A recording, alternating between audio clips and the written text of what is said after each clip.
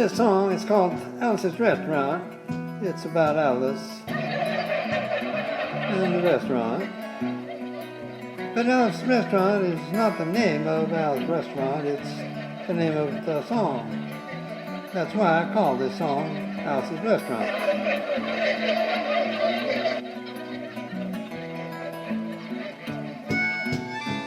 You can get anything you want at Alice's Restaurant.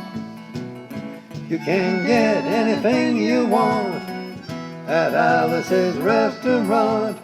Walk right in, it's around the back, just a half a mile from the railroad track. You can get anything you want at Alice's Restaurant.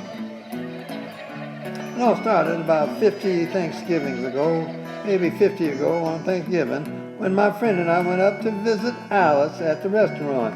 But Alice doesn't live in the restaurant. She lives in the church nearby the restaurant, in the bell tower, with her husband Ray and Fasha the dog. And living in the bell tower like that, they got a lot of room downstairs where the pews used to be in, and having all that room, seeing as how they took out all the pews, they decided that they didn't have to take out their garbage for a long time. We got up there, we found all the garbage, and we decided it would be a friendly gesture for us to take the garbage down to the city dump. So we took the half a ton of garbage, put it in the back of a red VW microbus, took shovels and rakes and implements of destruction, and headed on toward the city dump.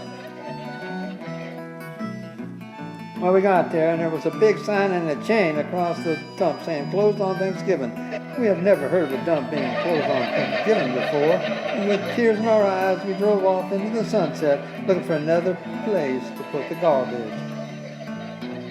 We didn't find one until into a side road, and off the side of the side road there was another 15-foot cliff, and at the bottom of the cliff there was another pile of garbage, and we decided that one big pile is better than two little piles, and rather than bring that one up, we decided to throw ours down. And that's what we did.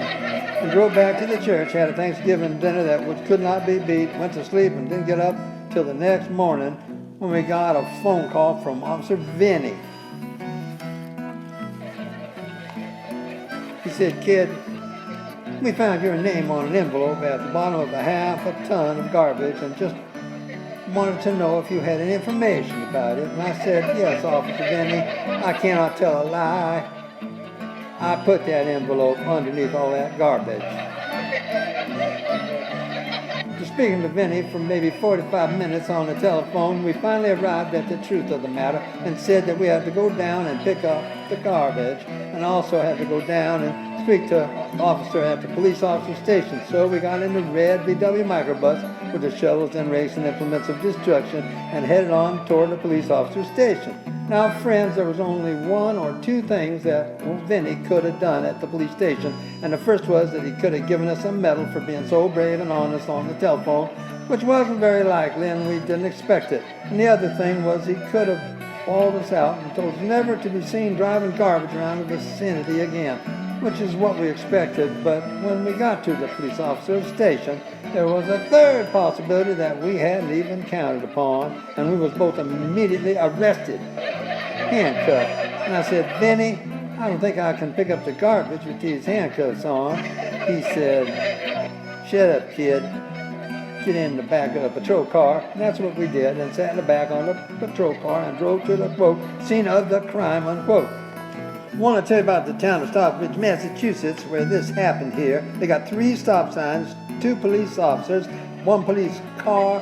When we got to the scene of the crime, there were 5 police officers and 3 police cars, being the biggest crime scene of the last 50 years, and everybody wanted to get in the newspaper story about it. And they was using up all kinds of cop equipment that they had hanging around the police officer station. They was using plaster tire tracks, footprints, dog-smelling prints, and they took 27 8x10 color glossy photographs with circles and arrows and a paragraph on the back of each one explaining what each one was to be used as evidence against us. Took pictures of the approach, the getaway, the northwest corner, the southwest corner, and that's not to mention the area photography. After the old jail, we went back to the jail. Then he said he was going to put us in a cell. He said, "Kid, I'm going to put you in the cell. I want your wallet and your belt." I said, "Vinny, I can understand you wanting my wallet so I don't have any money to spend in the cell, but what do you want my belt for?" And he said, "Kid, we don't want any hangings." I said, "Vinny, you think I was going to hang myself for littering?"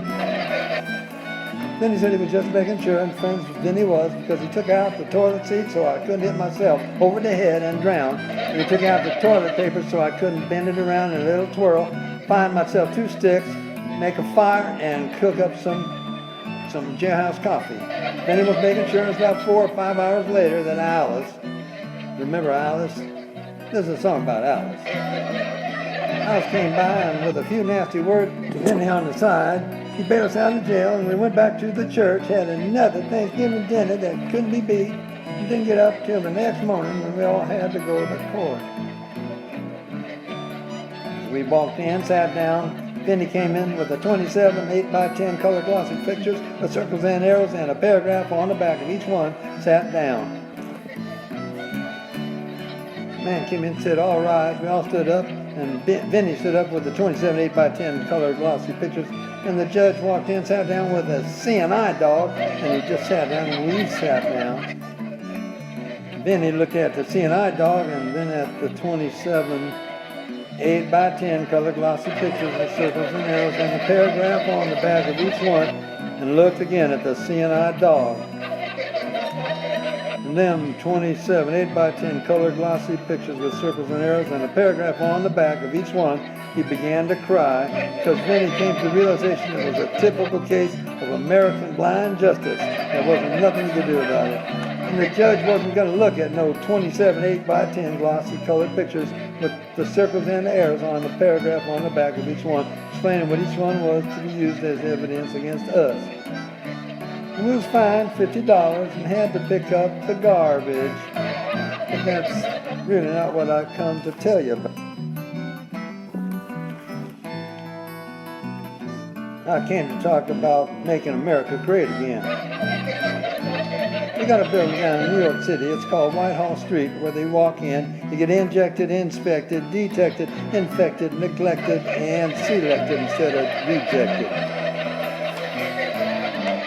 Went down to get my physical examination one day, and I walked in, I sat down, got good and drunk the night before, so I looked and felt my best when I went in that morning.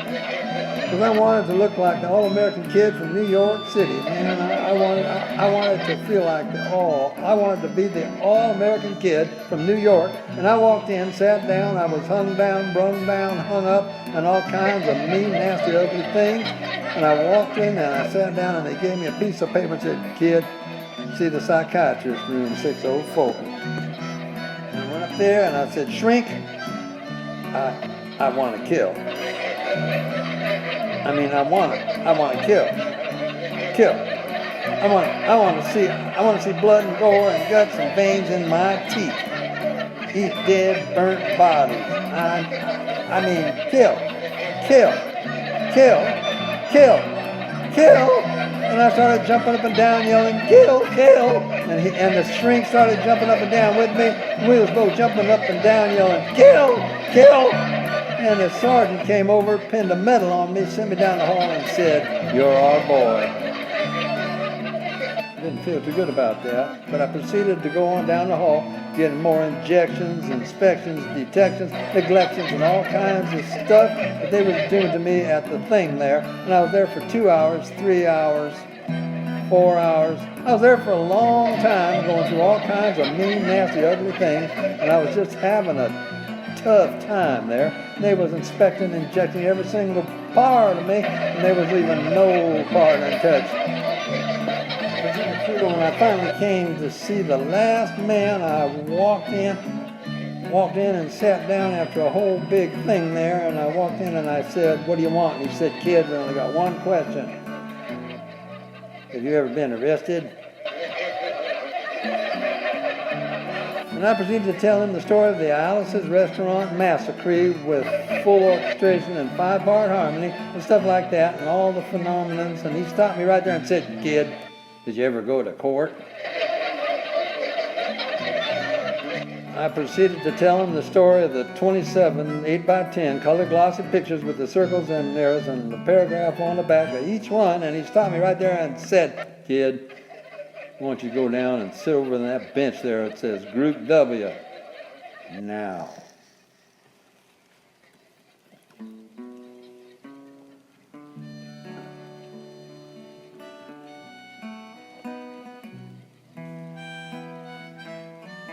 Well, I walked over to the bench there, and there was Group W, where they put you if you're not going to be moral enough to join the army after committing your special crime. There were all kinds of mean, nasty, ugly-looking people on the bench there. Mother rapers, father stabbers, father rapers sitting right there on the bench next to me, and they was mean and nasty and ugly and horrible crime-fighting guys sitting on the bench next to me. This father raper of them all was coming over to me and was mean and ugly and nasty and horrible and all kinds of things. He sat down next to me and said, "Kid, what did you get?" I didn't get anything. I had to pay $50 and pick up the garbage. He said, "Well, what were you arrested for?" And I said, "Littering." And they all moved away from me on the bench there, and the hairy eyeball and all kinds of mean, nasty things, till I said, "I'm creating a nuisance." And they all came back, shook my hand, had a great time on the bench, talking about crime, mother stabbing, father raping, all kinds of groovy things, as we were talking about on the bench. And everything was fine. We were smoking cigarettes and all kinds of things until the sergeant came over,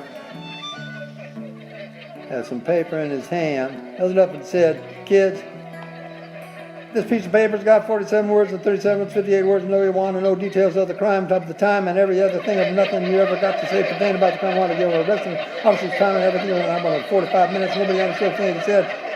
And nobody understood nothing.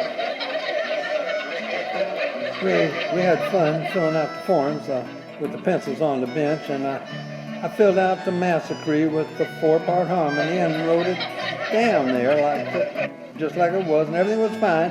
And I put down the pencil and I turned over the piece of paper, and there on the other side, in the middle of the other side,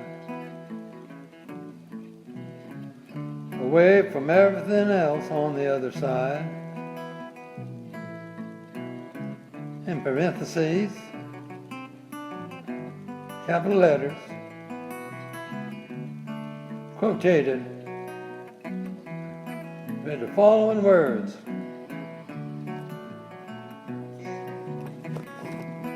"Do you feel rehabilitated yet?" I went over to him and I said, "Sergeant, you got a lot of damn golf to ask me if I feel rehabilitated. I mean, I'm just sitting here on this bench. I'm sitting here on the Group W bench because you want to know if I'm moral enough to join the army, burn women, kids, houses, and villages after being a litter bug." He looked at me and said, "Kid, we don't like your kind, and we're going to send your fingerprints off to Washington." And friends, somewhere in Washington, enshrined in some little folder, is a study in black and white of my fingerprints. And the only reason I'm singing you this song now is because you may know someone in a situation, or you may be in a similar situation. And if you're in a situation like that, there's only one thing you can do, and that's walk into the shrink wherever you are. Just walk in and say, "Shrink, you can get anything you want at Alice's restaurant," and walk out. You know, just one person does it. They may think he's really sick and they won't take him. And if two people do it in harmony, they may think they're both faggots and they won't take either of them either. 3 people do it. 3. Can you imagine 3 people walking in, singing a bar of Alice's Restaurant, and walking out? They may think it's an organization. And can you imagine 50 people a day? I said 50 people a day walking in, singing a bar of Alice's Restaurant, and walking out. And friends, they may think it's a movement. And that's what it is. The Alice's Restaurant Anti-Massacre movement. And all you got to do is join us, sing on the next time around on the guitar with feeling. So we'll wait for it to come around on the guitar here and sing it when it does. Here it comes.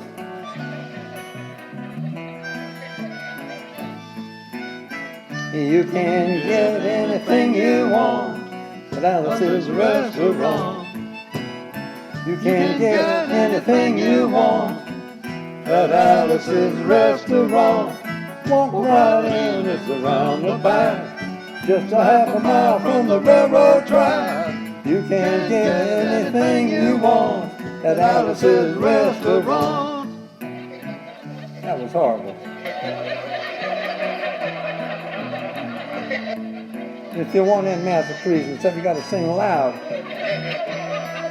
I've been singing this song for 25 minutes. I can sing it for another 25 minutes.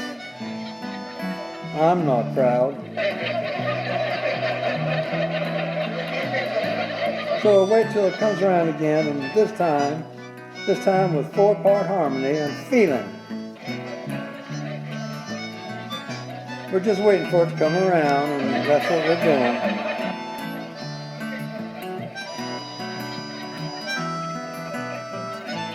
Here it comes. All right now. You can get anything you want at Alice's Restaurant. Except for knowledge, you can get anything you want at Alice's Restaurant.